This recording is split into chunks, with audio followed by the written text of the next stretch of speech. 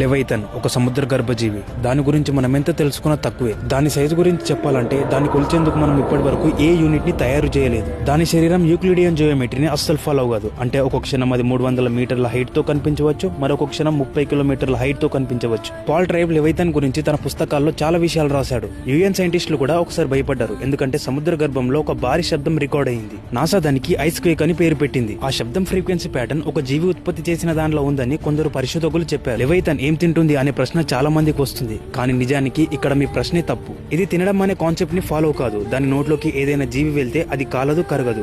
అది పూర్తిగా తన ఉనికినే కోల్పోతుంది. కొందరు సముద్ర పరిశోధకులు ఏమని చెప్పారంటే సముద్రంలో కొన్ని ప్రాంతాలు చాలా ప్రశాంతంగా, నిశ్శబ్దంగా ఉంటాయి.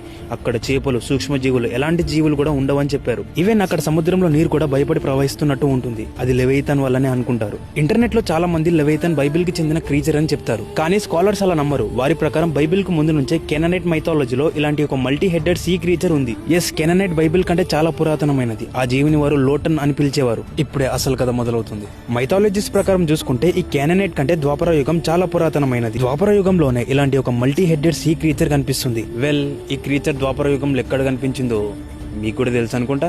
యదా యదా హి ధర్మస్య